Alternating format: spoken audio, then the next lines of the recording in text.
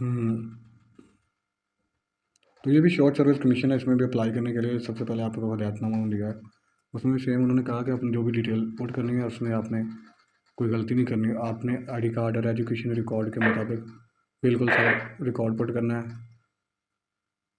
आपने जो भी इन्फॉर्मेशन प्रोवाइड करनी है वो बिल्कुल करेक्ट हो। अगर कोई इन्फॉर्मेशन दौरान वेरिफिकेशन पता चले कि आपने गलत डाली है तो आपको दौरान ट्रेनिंग भी रिजेक्ट कर दिया जाता है और विड्रॉ किया जा जाता है, और आपको फिर फुल ट्रेनिंग जो फीस है वो रिफंड करनी पड़ेगी, और बाकी जो अखराज है वो भी। और आपने सबसे पहले शॉर्ट सर्विस कमीशन के लिए यहाँ पे आपने सेलेक्ट करना, आपने जो किया ये है एजुकेशन।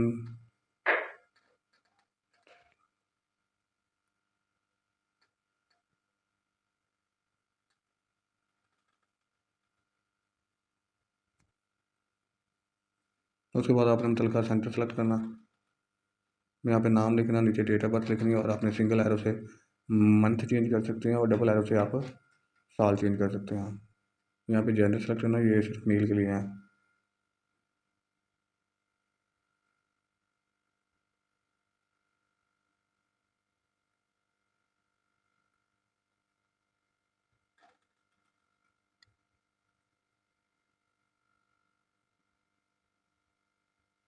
यहाँ वहाँ पे आपने मोबाइल नंबर इंटर करना, वो जो आपका ऑन हो और जिस पर व्हाट्सएप भी बना हुआ हो।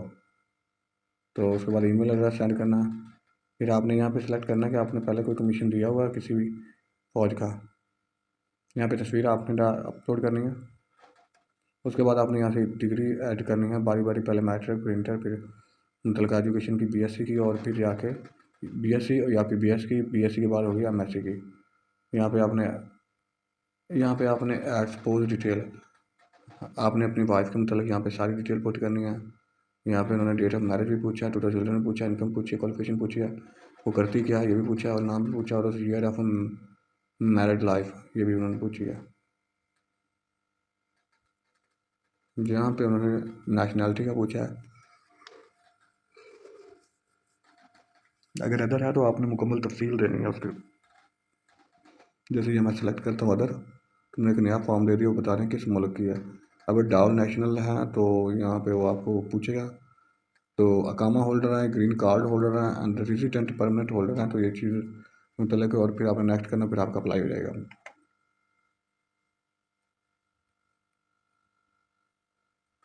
तो ये था एजुकेशन कैडेट जिसके लिए आपने अप्लाई करना था, और उसके लिए सारी शॉर्ट सर्विस कमीशन दिया हुआ है।